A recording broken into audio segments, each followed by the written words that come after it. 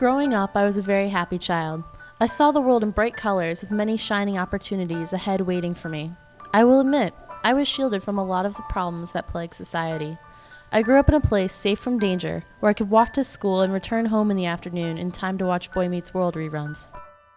As I grew older, I watched my perfect world slowly wear away into a dark and sad place. I was finally exposed to many unfortunate circumstances. My parents got divorced, I saw the effects of drugs and alcohol on people, and I was thrown into an overwhelming environment of peer pressure. I learned about world hunger, poverty at home and abroad, and rising crime rates. It seemed that the world was suddenly taking a turn for the worse, and I had to grow up and find answers in such a desolate and miserable place.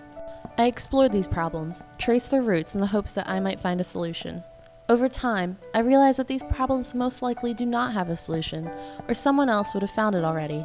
I was disheartened to come to this conclusion, for it seemed that any service I did or would do in the future was futile. Yet something inside me held on to my last thread of optimism that maybe, just maybe, I could make the world a better place. In one particular LGU class, I found out that I was not the only one to hold on to hope for a brighter future. A classmate, when talking about social class divisions and crime, asked, "Why can't we all just get along?" Dr. Allen, whom I realized later was only playing devil's advocate, attacked Steve, saying, "How arrogant of you to say that when you have so much and other people have so little." Dr. Allen had a point, but I still wanted to agree with Steve and look ahead in a positive manner. During a later Urban Writers session in the fall, my group of students was involved in a discussion about why major problems exist, such as hunger and poverty, and why no one has gotten rid of them yet. One student, Lewis, brought up how he wishes the world was perfect and how he wants to rid the world of all these major problems. My mind immediately strayed back to Steve's comment about getting along.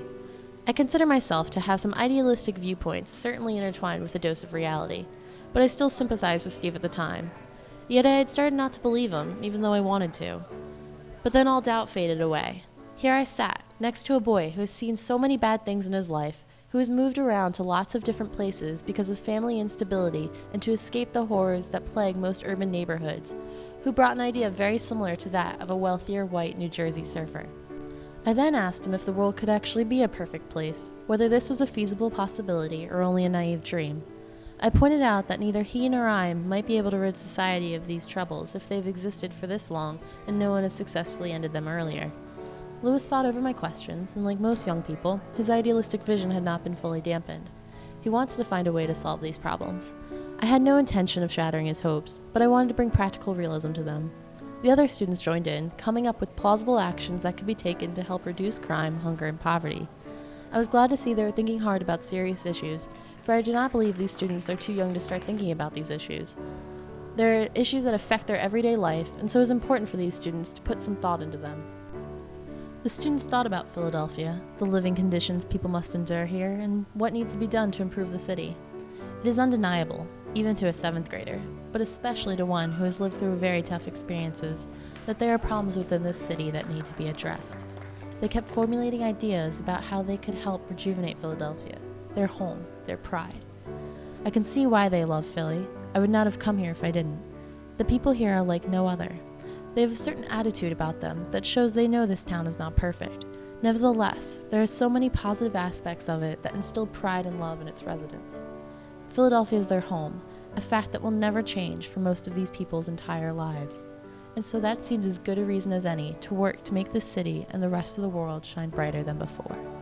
Lewis, a middle schooler familiar with the problems that infect Philly and so many other big cities, helped reignite that flame of optimism in my heart.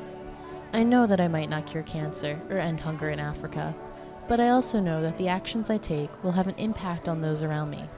What I do may not make my name known in every household around the country, but I can still leave a footprint on the world that will show a step in the right direction.